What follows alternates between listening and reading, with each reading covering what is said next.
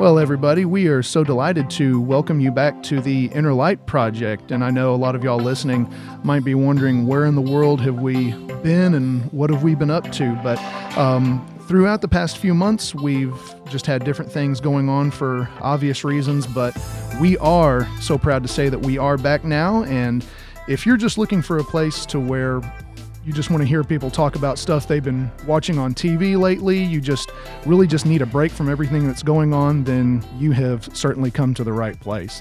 So we are so glad to have you back here listening to the Inner Light Project, where we just talk about different things we've been watching from a Christian worldview. So with that said, guys, what have you guys been up to lately? Who would like to pitch in stuff they've been watching or anything that's been going on? Toys y'all. They're all pointing at each other, and now they're pointing at me. Hey, this is Derek McCarson here. Good to be back in the saddle. I know it's been a while, but I think the big thing that we all enjoyed watching since the last time we had our podcast was The Mandalorian Season 2. Absolutely. Amen. Great. And spoiler alert for anyone listening, we are going to be talking about things that have happened through the end of the second season. So if you've not watched it, this is your chance now to tune out and then go watch it and then come back. Or if you haven't seen Return of the Jedi, then Yeah. That's true. And too. if you haven't watched it, watch it through the credits. Yeah, what planet are you on? Come on. So, obviously, we've had this conversation between ourselves, and I'm sure many of you out there listening probably feel the same way, that Mandalorian is the best Star Wars project that they have put out. And when I say they, I mean Disney. They have put out since the acquisition. Easily. yeah. We enjoyed Rogue One. We enjoyed Solo, even though it got a lot of hate. Don't know why.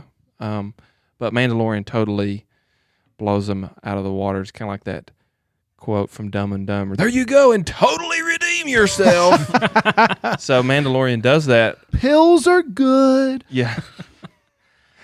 I mean, personally, I would say that Mandalorian is probably the best thing that they've put out in Star Wars since Return of the Jedi. I love definitely. Solo. I love Rogue One, but I think it's the best thing they've put out since Return of the Jedi. Absolutely. I agree. What do you think, Doug? The The gears are turning. best thing? It's definitely up there. It brings back those same feelings watching the original ones, and it adds that, old Western vibe to it. Yeah, we talked about that, how Yeah. watching it kind of feels like if Star Wars was a Western. Yeah, it's a 'Cause- space Western. Because, the Mando he's kind of a loner. Mm-hmm. The music kind of has that vibe of Good, the Bad, the Ugly, and that kind of like the spaghetti Westerns of Clint Eastwood and so on. And they throw spurs in there every once in a while. Yeah, so it's got that feel. And then, of course, for us being big fans of the original trilogy, that's episodes 4, 5, and 6, all the tie-ins that they have there. Of course, they've got some new tie-ins with others like Ahsoka and people from the Clone Wars, like Death Watch. Yep. And you kind of get some of the backstory of the mysterious Mandalore people, and all that's fun. And if you've seen Clone Wars, you'll know exactly what we're talking about. Well, I definitely like the fact that they're trying to go into that more of the universe Expanded and explore universe. Expanded universe. Wah, wah. Yeah. So, Expanded universe. So with season 2, of course, it starts off with a bang, and we're not going to go through everything, but I think two big things for everybody that watched it. Number one, Boba Fett. That was huge. That was awesome. There was definitely some jaw-dropping moments where I stood up and pointed at the TV and yelled, and my wife was like, what is going on here? And then I had to explain it to her. But you don't get it. The rocket fires just like the toy.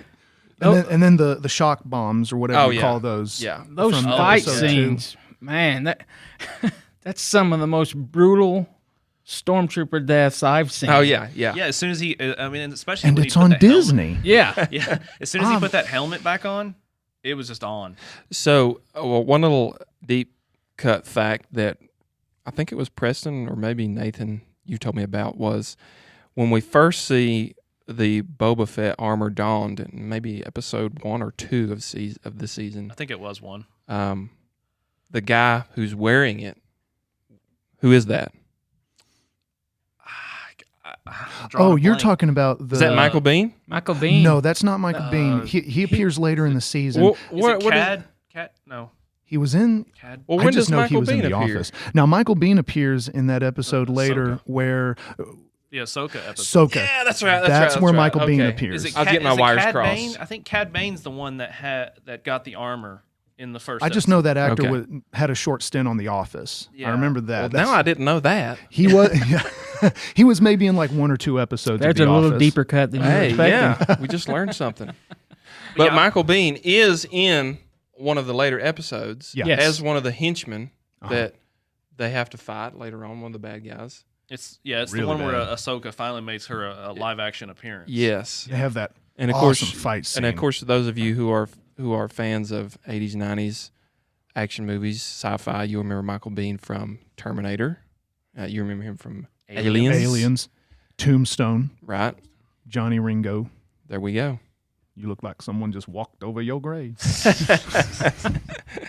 I'll be So your Boba Fett was Huckleberry. huge for Star Wars fans. That Well, I was mean- awesome to see the Slave One in action. That was awesome to see the Yeah. armor, Yeah. the connections with some of the prequel mythology. Even though you may not be a huge fan of the prequel trilogy, I mean, I've got issues with it, but it was cool to see. lot of issues. It was cool to see the connections made there. Yeah. You know, and it made me Definitely. appreciate it more.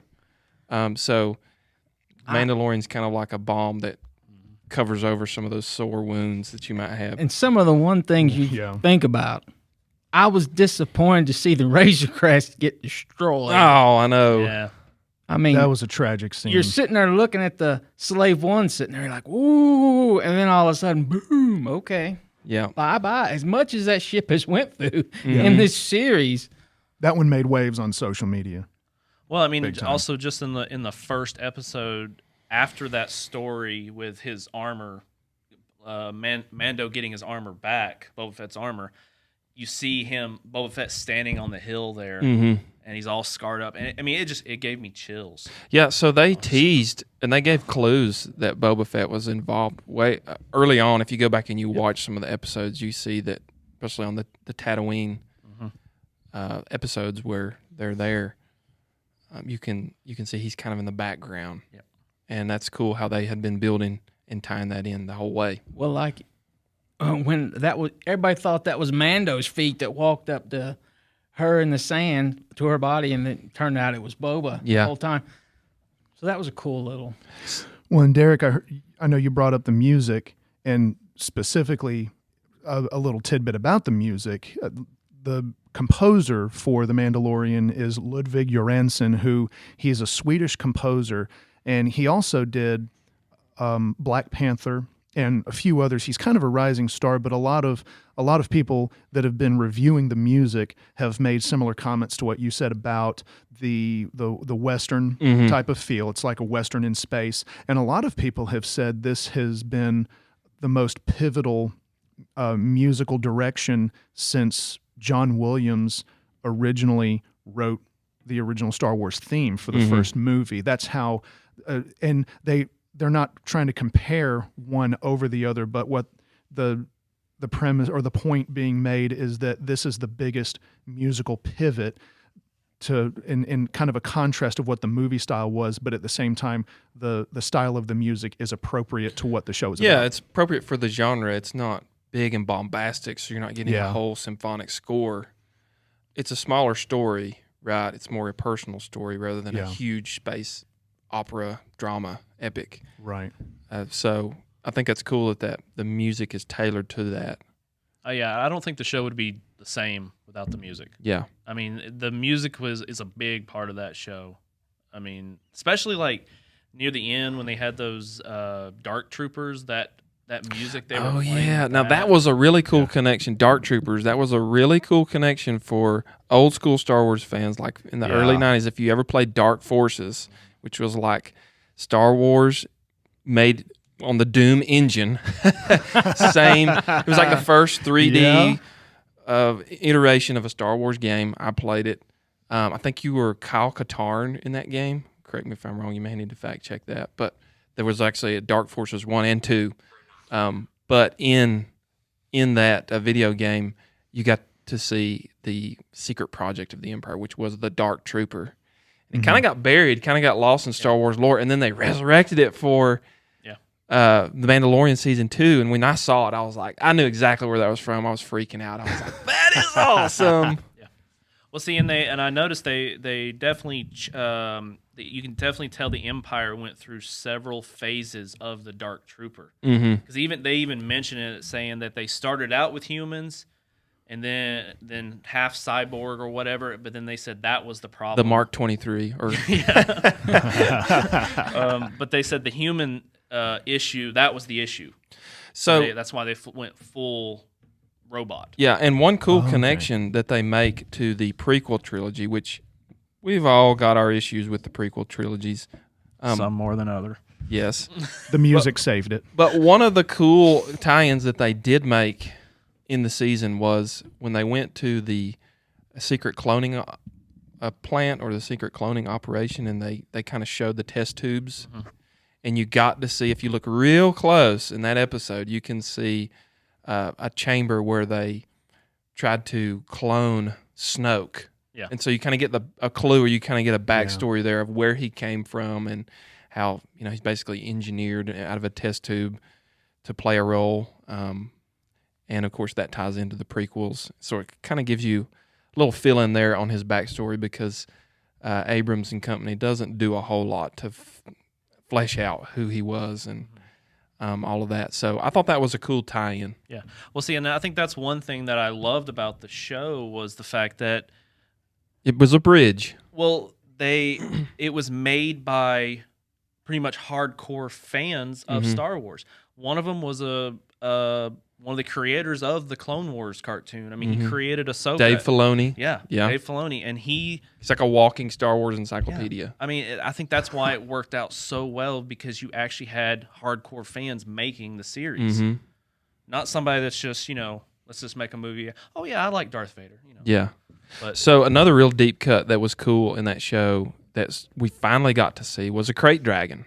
Yeah. Because in the first episode, or is it the second episode? Early on in the season. Oh, no, it was the first episode. They battle the crate dragon.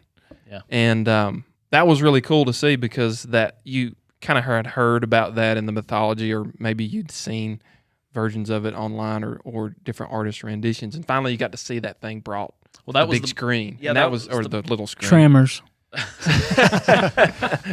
Everyone start patting your feet.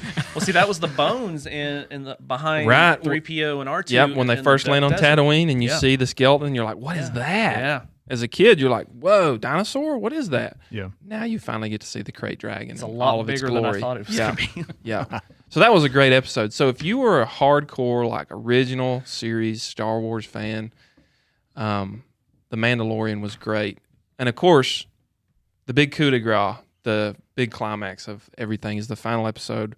When you see the X-Wing pull in, you know what's about to happen, because there's only one person in the galaxy that Flies floats around in an X-Wing. in that X-Wing. And when I saw it, I like stood up and raised my hands. I was like, yes! Yeah. So let's talk about it. Well, I had a wife in bed already when I saw that part. So thankfully, when I was jumping around, there wasn't anyone around to be like, what in the world is going on? And Were you silent, jumping up? You're like, I was like, kind of like that. Like Nathan's I like sat waving up, his hands pointed around. at the screen. I said, there's only one person that can be. I'm sure Caitlin's eyes were probably the size of ostrich eggs when you were. You see that black cake come in. You're like, Yeah. Well, see, for me, the confirmation that it was Luke was where not just the glove on the right hand, but you saw how his hand was positioned where you could not see the shape of the lightsaber. And any Star Wars fans knows that each lightsaber is unique. Right. No two look the same. And they strategically had it covered so you couldn't visually confirm that it was Luke by way of the lightsaber. well, I think the part where you first saw the actual lightsaber was, I think he was on that bridge. He was fighting all the dark troopers on that bridge. That's where you saw a glimpse of, like, because there's ridges on his handle that no other Jedi. I mean, it's definitely my favorite lightsaber. I got to say that. But yeah, that whole scene with Luke, it was just like, pure gold. It just gave me so many chills. Yeah, and it's like the last 5 minutes of the whole season. But it just brought it together. It was when like he used the Force and definitely just reach up and triumphant. just crushed it. That was like a Vader move. Yeah. I'm like, whoa! Well, you know what was cool about that whole scene is there's definitely a parallelism between the end of Rogue One, where you see Vader come onto the Tantive 4 and he's, trying to get the Death Star plans, and the famous hallway scene where he's just going through there eradicating the rebel soldiers along the way. Scene ever. Yeah. Well, there's definitely a parallel between that scene and what happens right there with Luke when he comes on in the end of Mandalorian. It's the same kind of feel, closed in a space, long hallway, overwhelming numbers, like just absolutely cutting through them. One of them is evil coming to destroy good, and the other is the other way around. Right. They were showing it. Yep. It was like they're showing it both ways. Yeah, so that was totally fan service, and I know so many people appreciated that, and there were so many 35 to 40-year-old men around the country who were like just losing their minds at that moment, and I was one of them. It was great.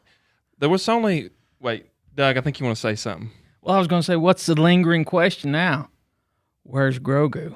Where did he go? Yeah, that's the what I wanna million-dollar know. question. What's happening next? So, Well, I mean, and that could be one of the, because didn't they talk about like 10 or 12 projects that they've got going for Star Wars now? that Grogu's going to show up somewhere along Way too down. It may be a while from now.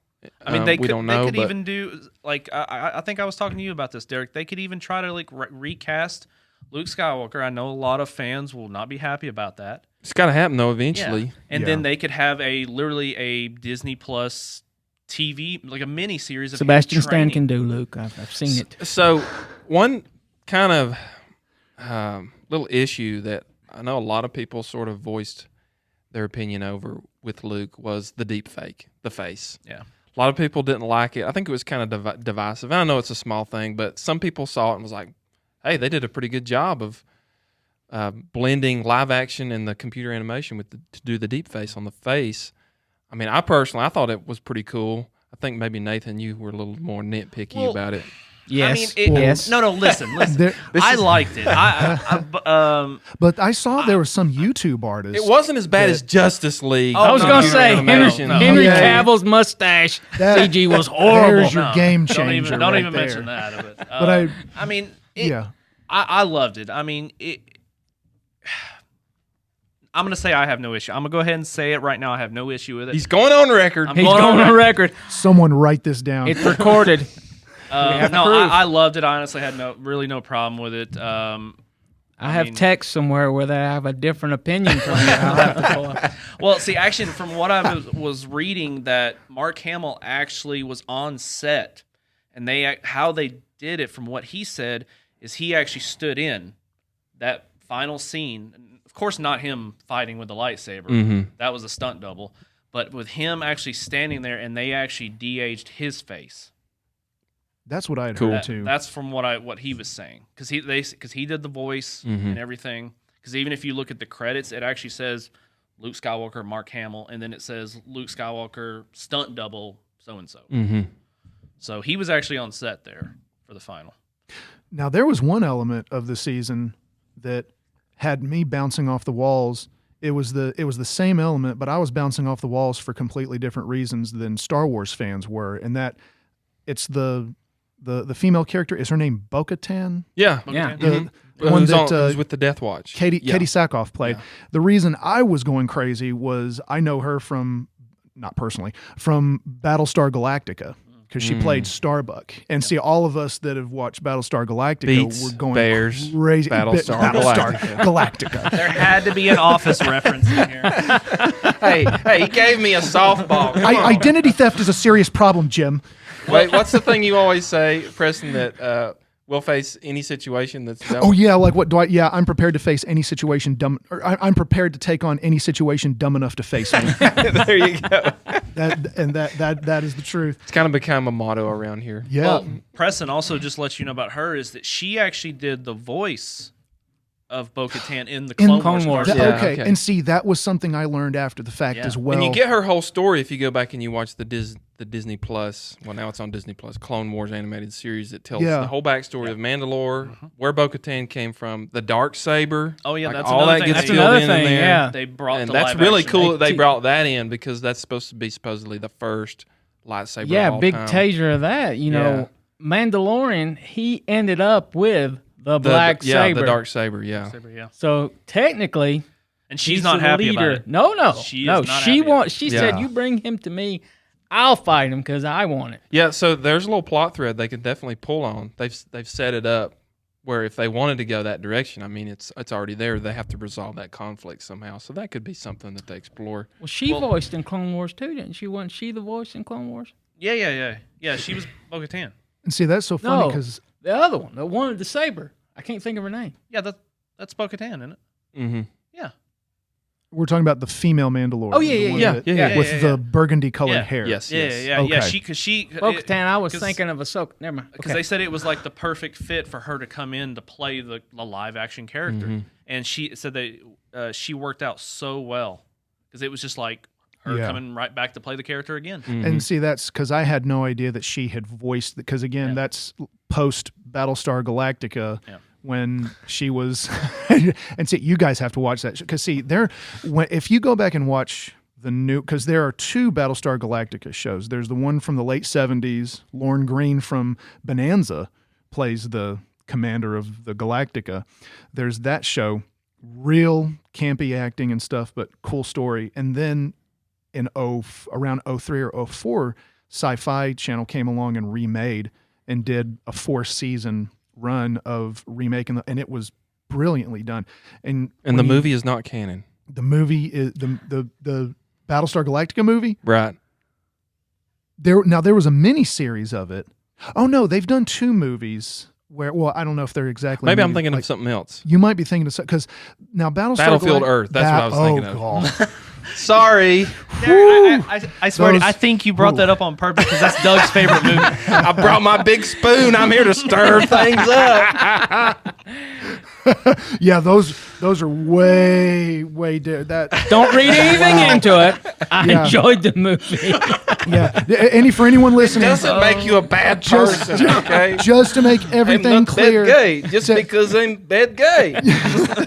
just so everyone understands, if you don't know, Battlefield Earth has nothing to do with Battlestar Galactica. So please bear that in mind. Battlestar Galactica is its own thing. It's wonderful. It's not a great. misdirection. It's just Yeah. So bear that in mind, anyone who's listening.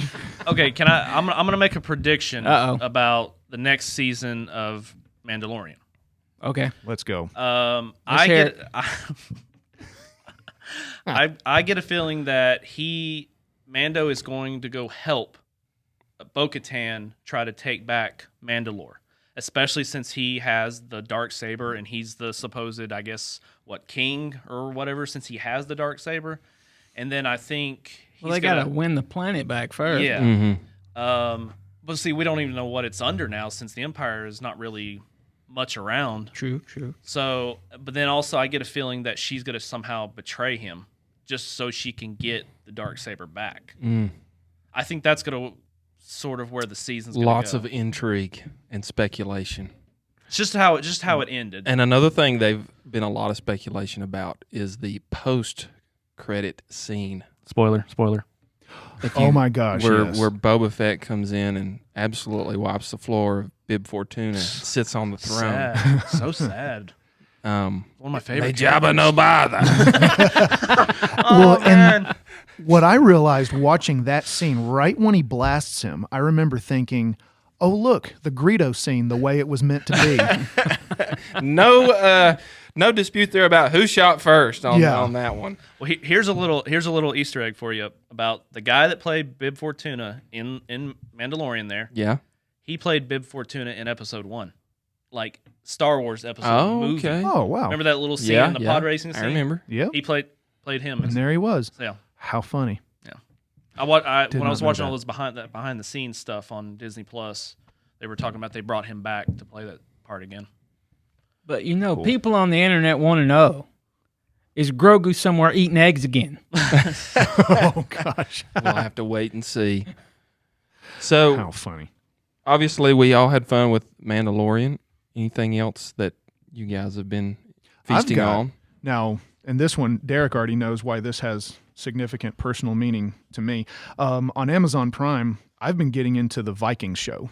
Oh yeah, It's a History Channel. I don't know if any of y'all have ever watched it, but it's a History Channel original. The whole entire show is available on Prime, and it's called Vikings. It's an awesome show. Like it takes, I want to say it takes place around the 9th century. It's when the Vikings first come into what's now England, and this is back when it was still divided into 4 separate kingdoms. And then it follows the Vikings even as they go into ancient Russia as well, or they called it Rus back in those days. Rus. But yeah, Rus. That's right. Ragnar Yeah, like Lothbrok. I think there's one. Yeah, Ragnar Lothbrok. There's I think a Prince Oleg. That's one of the characters of one of the ancient Russians. And then and Alfred the Great. That's a big part of the history there, where they go into England, where it follows. It first starts with Alfred the Great's father and some of the other competing kings in England at the time, and then goes through the years and the decades that follows. so I'm still on season 1. It's But cool. it show. is very so good. you are okay. Yeah, I it's haven't very watched it good. yet. Oh, I love it. It's on You can my get it list, on but I haven't watched Hulu. it. That's how I've been watching it. Okay. And it's very it's good. cool how Yeah. they show what they had to go through just to get outside Right. their area. They always yeah. plan, no, we're going to go west this time. Let's see what's up there. Yeah.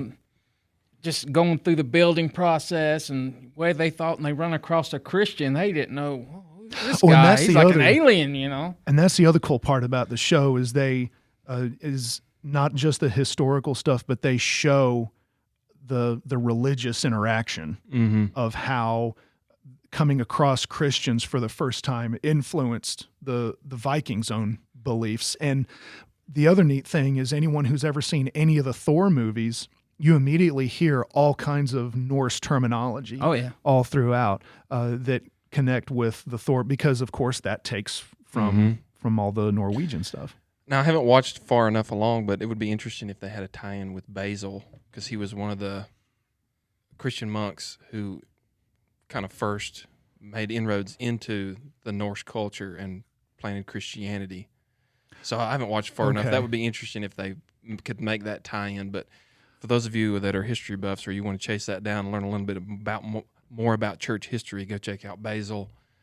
He did some really interesting and courageous things to reach the Norse people with the gospel. I think the show, I don't know for sure if that person is in the show one way or What the about other. Leif Erikson? I wonder if he's Oh yeah, because because he's supposedly the first Viking into America. to come to the New World, Right. Newfoundland. Yeah. Did they have him tied in there? Well, I don't want to spoil too much for you guys because Okay. I know, but I will say that the show is now complete. Like the 6th season, the current season that's already out, the second half of it is the final season. So it is in the process of wrapping up. If you're on, because I'm on that season now, I think I have maybe 4 episodes left, but it is to the point where I'll just say that element is being explored. So because again, that is going into about the 9th century. And so with the timing and stuff, that is consistent with being about 500 years before Columbus and about the same time that Leif Erikson would have been coming through the northeastern North America. Well, always intrigued me the way they have the different ways they battle. Like they Yeah. run across the English and they were just kind of standing there thinking, oh, he's going to come talk to me first. No, the Vikings are coming at you full bore. Don't get in my way. And Yeah. it's I really enjoyed the show. I haven't finished it. I've enjoyed it so far. And when I was reading about it, there was a lot of information explaining how they really tried to do a lot of historically accurate things with the show, even down to the tattoos that the Vikings have, and even the hairstyles, and of course the customs that they had, the things that they would do for honor. based on, because in that actually the Klingons in Star Trek are heavily based off of the Vikings. If you watch how the Vikings are and you've watched any Star Trek, you're like, oh wow, that's how the Klingons would do it. You want to see the Klingons do a blood wing on somebody? Oh That would be- gosh, that was a tough pill to swallow. That was a hard pill to swallow. It's very brutal. And you said, Preston, you said it's on Prime, like the whole, It is, the whole yes, series. the entire series. And then Derek said, I didn't realize it was on Hulu as well, but it is the entire series is on Prime, so you can watch it from the beginning. But Vikings is awesome. I've been all into that ever since I started watching it a couple years ago. And Preston, didn't you do an Ancestry.com thing? Oh my gosh, with your yes. DNA. Yes. Aren't you part Viking? So guys, check it out. So I did the DNA thing with Ancestry.com because recently I've had the account for a long time, but just in the past few months, working from home and all of that, I just went back on Ancestry and first of all discovered some more things about just my own family line from both sides. And I was able to go as far back as one of my great-great-grandparents, and I was able to connect with some distant relatives I never knew. So long story short, Haley and I both ordered the DNA tests from Ancestry.com. They send you the box, you spit in the tube and they analyze it and everything. And yeah, the breakdown, because I was able to find this out, I am 5% Norwegian. So that I was like, I'm Viking. But so the breakdown is He's gonna get a big 5% tattoo right here. There you go. yeah, with the horns and so 60%, to no surprise, England and I'll Northwestern start calling Europe. you Leaf. And then 21% Scottish, 8% Swedish, 5% Norwegian, 5% Irish, 1% Welsh, and then this was the big one. Less than 1% Cameroon, Congo, and Western Bantu peoples. There you go. I was just blown away. Those Vikings really got around. So before we pivot and turn away from Vikings, I do need to fact check myself. I told you Basil, but actually what I should have said is Boniface. So if you want to chase down that name, Saint Boniface, Okay. he's the one who made inroads into Germanic and Norse culture with the gospel, and specifically he burnt down one of their sacred trees. Great story. Go chase it down and read it. It's got a lot of cool stuff in there for church history, but not Basil. He was at the Council of Nicaea. I'm sorry. But big difference. Boniface, he came later. Boniface. And I don't remember if the show goes into that person by name, but again, I know Anyway. that the show heavily explores the relationship intersection between and Christianity and- you're right. yes. So, yeah, just need to correct myself there on that one. And if that's the only mistake I make today, then we'll be doing good. Good catch, good catch. So, we've been watching Mandalorian. We've been watching Vikings. Anything else? Oh, They Shall Never Grow Old. Oh yeah. Oh my gosh. Now, me and Preston we watched it. These other two knuckleheads are kind of out of the loop on that. How But- dare you, sir? That's real pretty Everybody's talk. been wanting to know what happened to Peter Jackson after the Hobbit series. He kind of fell off the face of the earth. It's because he's been digging through World War I archives, watching video and so on. Yeah. And he produced this amazing documentary called They Shall Never Grow Old. I watched it, and then I turned Preston onto it. If you haven't seen it, you've got to go track that down and watch it. It's amazing because it's put together with real vintage World War I camera work. It's colorized. They went in with lip readers to read the voices of the people in the videos, the soldiers and whatnot, and they've added all that back in. It's just absolutely magnificent. And on top of that too, with the footage, they slowed the frame rate and smoothed it out Yeah. as well to make it look a lot more modern. And I was telling y'all this at lunch. What I thought was the coolest thing about this was the departure of how they treated a documentary by way of the commentary and narration. There was no narration by some famous actor or person. As cool as that is in its own light, Peter Jackson specifically used straight up audio from British soldiers who were actually there. Didn't they record those testimonials in the 60s and 70s? And so Yeah. all this great stuff had just been laying around in archives, and nobody had touched it and done anything with it. So Peter Jackson just kind of went down the rabbit hole, and he put all this together, and it's just amazing. It's a crying shame that he did not get an Oscar or some kind of recognition for his work on that, because it's just it's something that would have been lost to history had he not really been diligent and worked on it for so many years. Yeah. It's really a labor of love when you watch it and you realize all that, because not only did they have to do the research, but a lot of that stuff was disintegrating. So like they had to do the work to kind of refurbish those old reels and the audio. I'm sure they saved a lot of stuff. Yeah. So Yeah. telling you, if you haven't seen that, put that on your list. It is to get awesome. It's great. Oh, yeah. Very eye-opening, because having the soldiers that were actually there just simply talking about the experience, of course, none of us would ever know what it's like unless we were actually there. But because of how Peter Jackson treated it, it felt like it was the closest we could ever get to seeing what they experienced simply by them talking about it, and then the visuals that went along with it. Yeah, so I would suggest watch They Shall Never Grow Old, and then go watch 1917. Oh, that's another one. That's a cool That's an juxtaposition amazing movie. of those two, because you can kind of Visually, the way they film that. It's amazing. Oh, yeah. Yeah. Because it all looks like just one single take. Yeah. I mean, it was filmed in different Midway's takes. an awesome movie, too. That was really good. Haven't seen it. Preston brought it to me today. I'm going to watch it. But I just want to throw one more thing in there, and then I'll shut up about what we've all been watching. And we'll have to do a whole nother episode on this, but everybody over Christmas got the opportunity to watch Tenet. Oh, my. And that was Christmas right there.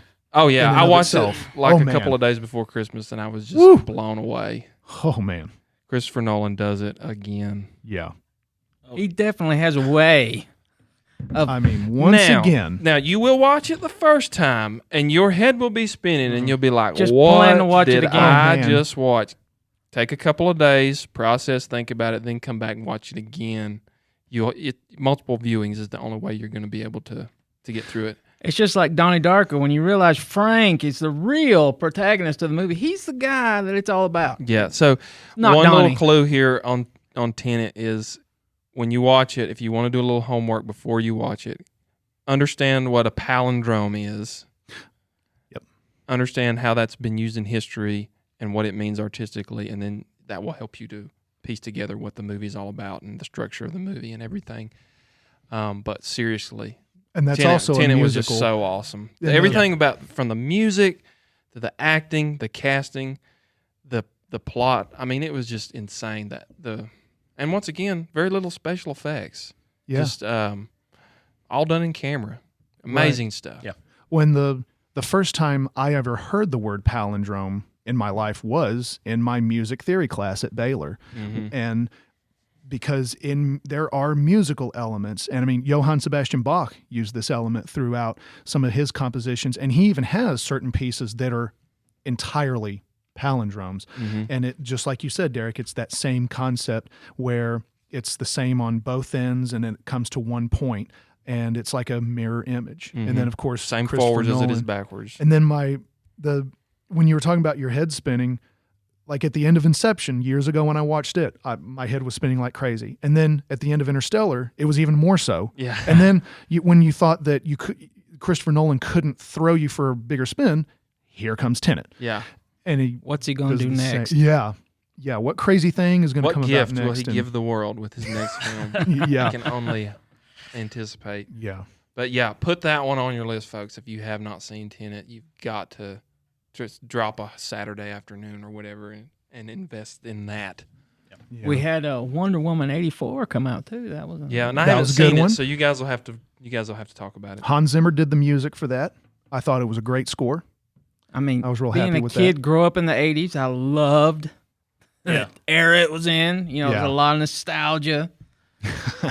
Got to bring in new villains. I Yeah. mean, I thought it was definitely like, I didn't think it was a bad movie at all. I Yeah. thought it was a very fun movie.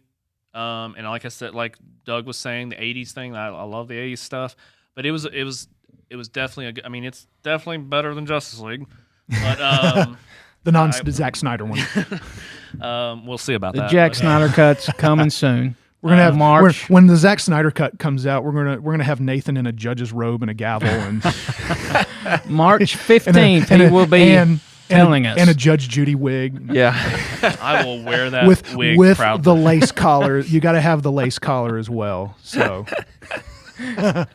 Well, another thing, real quick. We've been watching WandaVision. Oh, Yeah. yes. Yes. Enjoying thoroughly. I still got to catch up to you guys because I'm like 1 or 2 episodes off. Well, I guess because I was thinking you said you were on the third. You watched yeah, the third. I've- okay, we've- so we've So watched you're just 3. one off. Oh, So- okay. Yeah, oh, yeah, good. each one, yeah. Oh, it's not as bad as I thought. Okay. 5 comes out tomorrow. yeah, you're good. Oh, okay. So we I won't thought it go was past the Thursday. Okay. third. But Bless you. all I'm gonna say is I don't think Wanda is completely controlling everything. I think I know Doug, you probably know who it is, but I think it's how do you say it? Is it Mephisto? Yeah, well, He's- that's one way to say it. He's basically the devil in the Marvel comics. Oh, And there was several stories where he actually controlled Wanda and Vision in the comics as well. And in the comics, he wanted Her children. Her children. Interesting. So and there's a lot of little signs that's where it's leading to. So as I was watching it, 2 words: pocket reality. Mm, Oh yeah, definitely. No, Yeah. Absolutely. yeah. It's all an illusion. Yeah, because even in the comics, Wanda has that power to really create her own reality. Mm-hmm. Because there's a story called House of M, where she basically erased everybody's mind and created her own reality, where Magneto was the king of the world. So kind of like a giant noisy cricket from Yeah, pretty much. Men in Black. Yeah, On everybody. Yeah, If you the think noisy cricket. I Or wait. totally forgot about that. Not the noisy cricket. That's the little gun. What's That's the the little little mind tiny one. eraser thing in neuralizer. The deneuralizer. The deneuralizer. Or as Will Smith called it, the flashy thing. Yeah. Did you flashy thing me? No, really. Did you flashy thing me? Oh man. Sorry. No, it's fine. It's okay. Well, way you bring that in, think about those 2 cops. Right. Yeah. He was talking to, and they's like, "Have you heard of Westview?" And they're standing beside the sign, and they can't see it. What are you talking about? So Mm-hmm. Sorry, Preston. Spoiler. No, that's Whoa. okay. I was trying to be as ambiguous as I could, Nathan. Well, I mean, it doesn't spoil anything, but it's just spoiler. I'm not going to say who they were talking to. Yeah. There you That go. No, would it's- spoil something. It's Derek is definitely right. It's definitely a pocket reality Yeah. that Wanda She- slightly or whoever has created. Yeah. And so as you watch that series, if you're a fan of the Marvel MCU, you're going to see lots of side characters, and you're going to see so many little tie-ins. One thing I really enjoyed thus far about this series is all the little mini commercials that they do. Yeah. As segues to other parts of the episode. They're all connected to Hydra Yeah. or Iron Man, Stark Industries. It's just really awesome the Star way. toaster. Yeah, they spend so much time with attention to detail and connecting all these things. Even that toaster, it's so funny. I had to go back and listen to it, but they said even that toaster, when they turn the toaster on in the commercial, it sounds like Iron Man's. yeah. pulsers. Mm-hmm. Oh. Yeah, go back and Go watch back it. and I watch. noticed that. Now, I too. noticed, didn't it have the red light Yeah. on there? Yeah. Because of course, I And noticed then that part. what else do they have on there? A Hydra watch. Yeah. And the Yeah, soap. it has a Oh. Yeah. Strucker. Yeah. Strucker watch, and it's got the Hydra logo yeah. on it. And then they've got, and of course, Strucker, as you know, was one of the men who, or one of the scientists who did the experiments on Wanda and her brother, which would have been Quicksilver, I guess. Yeah. I don't remember what his Pietro. Pietro, Would yeah, that, that's would what that it have been? Yeah. Yeah. So that was an interesting tie-in, and then of course the soap that was pretty funny. Yeah. So it's interesting how it kind of starts out with the 1950s, Leave It to Beaver, Yeah. Dick Van Dyke Show, and then it Eases kind of into goes the through the 60s, decades, and yeah. obviously the 70s episode is totally Colorized. ripped from Brady Bunch. It's got like the same feel. Yeah.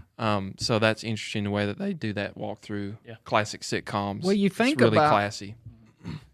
didn't Wanda say, like, when she was with her brother, all they had was, like, watching old sitcoms? Yeah. So that was what she would have to base this on. Yeah. So I didn't know that. Yeah. Me Okay. Or didn't thinking remember. you didn't, you don't, they're just starting to scratch the surface on how strong she is. Yeah. Yeah. And now that she's in that mental state after Vision dies and, you know, she loses everything. So I think she is in control of this bubble. Ain't nobody going to tell her what Here comes to another do. prophecy. Kind of like Jean Grey. They don't want her knowing how powerful. Yeah, She really is the Dark Yeah. Phoenix. You know, I thought that was a good movie. Yeah. Anybody else See- want to key in on that one?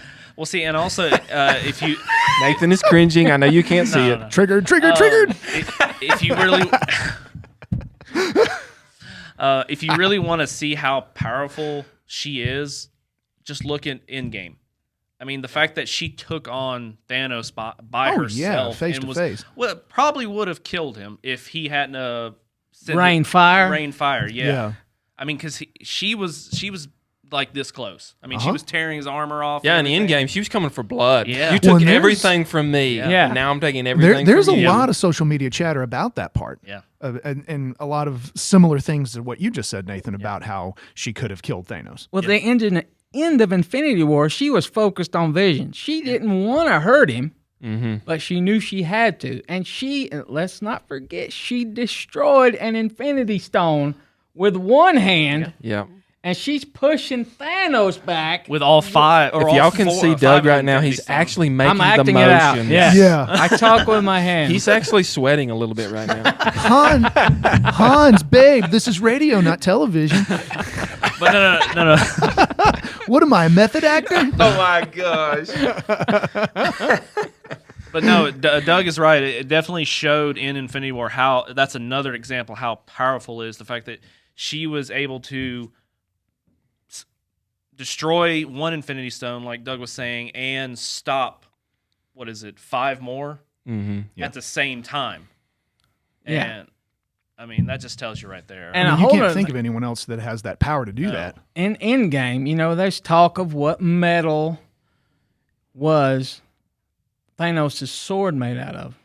Oh yeah. It's called Eru. Eru, is that right? Am I pronouncing that right? Eru. So don't it's a very, very strong metal. And she just busted it. Yeah. I mean, he cut through Captain America's shield with it. What is it with Marvel and metals? Like we got vibranium, and we Vibranium, got unobtainium, Adamantium. unobtainium, Adamantium is Mjolnir. coming soon. adamantium. Oh, there that you go. adamantium. Yes, that's going to happen. You're going to You're gonna hear see the that Marvel ching, you know. mutant crossover with the. Well, they're saying that they're going to try to do Fantastic Four first, bring them in first before they do mutants. I think They better get it right this time. There's Well, going it's to be Marvel. a teaser. Yeah. There's going to be a teaser. They're saying Doug that is thing- dropping bombs, y'all. I hope y'all got the volume turned up. There's going to be a teaser at the end of WandaVision. Who's going to show up? There's some say it's Magneto. Maybe. Who will it be? It will definitely be a mutant, I think, because they got to tie that in. I mean, how long did they take Well, to what's do the Infinity the Saga? scuttlebutt that we were talking about with? Was it you, Doug? You were saying today that there's going to be a reveal at the end of WandaVision on the magnitude of Luke Skywalker. Yes. Yeah, yes. At Mandalorian. And the Eli- Mandalorian. Elizabeth Olsen posted that. She said there's going to be a character to appear on the same level as Luke Skywalker appearing at the end of Mandalorian. It's only 6 episodes, Wow. right? No, I think there's 10. Is there 10? There's either 8 or 10 somewhere in there. So if you're just starting to watch WandaVision, don't get disappointed. You kind of Doug. get kind of. I mean, when I first started watching, I'm 2 like, episodes in. whoa, Oh man, this is slow. whoa, This is boring. whoa. Somebody It's come called to me. character development, Doug. Somebody called me and like, those 2 episodes are real campy. I ain't gonna say good, no though. names, but their initials were Nathan Tolley. No, they were good though. I didn't dislike them. I thought they were really good. They were campy. He but started they to say were I good. didn't like them. You notice that? Well, You slow it down. it's almost meta what they're doing there with the they're parroting development of the Yeah. sitcom. Well, they're So it's building like- it up. Right, yeah. They're doing exactly how they've done the entire MCU. Yeah, so They're the, You taking just their wonder time. how the long original they're gonna episodes do are it. not only the pocket reality that she's created, but it's also like a parody or meta take on What she American grew up watching. sitcoms. So it's meant to be a parody of that, and it's meant to be funny and And over the basically, top and every poking time, fun at it. every She time was- something happens, it's like they go up a decade. Right, She wanted that Leave It to Beaver life with Vision. right. I What guess she that's wanted. how she's feeling in her mind, since she's probably like kind of going crazy a little bit. And you notice how She's like, "This is the perfect." Which you is start so seeing little things in the first few episodes, like when he saw the blood, when the glass broke and it cut her. yeah. And you start seeing people act funny. They're like, oh, we start talking about they were talking about the necklace the neighbor wore. Oh yeah, she's supposed. Sword. No. No. The neighbor that keeps on coming around. Not. Oh yeah, Not the newest yeah, one, but yeah. The friend. Brings the Apparently pineapple her what's it called, a brooch? it's a brooch. Brooch. A brooch, yeah. Is the same. That's a cameo. It's a cameo. It's the same one that a witch wore in the Wanda and Vision comics. Oh, that's deep. Yeah, no, it really is. Yeah. Man. So they're saying that she is the witch that's possibly helping controlling everything. Because you Wow. notice she's sort of like, she questions things, but then at the same time she jumps back. I don't think she's trying to control anything. She's trying to keep Wanda focused on Vision and not destroying all of them. But also she could be making it where somebody won't get mad, like the devil. But no. But yeah, no, it's a really good series so far. I mean, Yeah, and so fitting for the time in which we are living, because as we sort of hinted at, Wanda's kind of going a little bit crazy, losing her mind. And we all sort of did that a little bit in 2020, being quarantined, dealing with the pandemic, readjusting ourselves to work schedules and all the craziness with the election and riots and everything. We all had that moment. Admit it. Some point last year, you too were also losing it a little bit. it's a good thing I don't have powers. Yeah, it's kind of interesting Yeah. that they parallel that Good thing series it's all now fiction. with everything that's been going on. Very fitting Yeah. and very easy to relate to, because we would all like our own pocket reality that we could escape to, right? But we have to deal with real world problems. Like Doug said, it's a good thing I don't have superpowers or I would have already laser beamed a lot of people. But anyway, I mean, as of late, I guess eBay's been my superpower. Yeah. Don't ask my you wife. mean that's your kryptonite? Yeah, exactly. been all over that. Exactly. so, but this is what a great time to be a nerd, right? I mean, look at all the cool stuff we've been able to indulge in. Well, yeah. So This year awesome alone, time. we've got Yeah. like at Got least Star 5 or Wars 6 revival, Marvel Yeah. Marvel stuff, things. awesome sci-fi movies. 2021 is going to redeem what we missed in Oh 2020. man, Well, Ghostbusters Afterlife. I'm Afterlife. telling you, get out the way. I'm gonna be there. I'm so looking forward to that. He will wear a hazmat suit if he has to, people. I'm bringing my proton pack. Spray some Oh. people down with the happy slime. Oh, Hold them that- down. You like the be buzzing of flies to Vigo? It's got sanitizer in it. It's okay. Goes to the traveler. He will come in one of the pre-chosen forms. All right, so like I said, we're all kind of going a little bit crazy here, but When in the Star Trek franchise too, this is going to sound kind of randomly precise. This is the best time to be a Star Trek fan since 1994. And I say that because in 94, that was when TNG was coming off the air, going into the movie waves. Deep Space Nine was going into season 3, and Voyager had just been announced. So like all these different things buzzing around. Well, fast forward to today, Picard season 1 is already is over and done. We've got 3 seasons of Discovery already done. Lower Decks has already got through a first season. Picard season 2 is in the process of filming, and now we have Strange New Worlds coming out. That was And- something else we didn't mention. We didn't even get to that. Discovery. Yeah. that was We'll have to do a whole nother do episode. too much on it, Yeah, but yeah. just to throw that in there, Just a that's little what blurb. I'm personally like just ecstatic about, to be One able of to the 4 see. of us didn't like it. We've watched too much. So that's a good point for us to put the period at the end of the sentence. And we're going to take a break. But hey, if you haven't watched some of this stuff, this awesome content, you've got some catching up to do. Like I said, nerds unite. It's a great time to to be one of those nerds. And so we hope that you've had fun listening to us, a little bit of escapism from the craziness of life. Amen. So we're going to segue, and in our next episode, we are going to get to Interstellar Part 2, I promise you.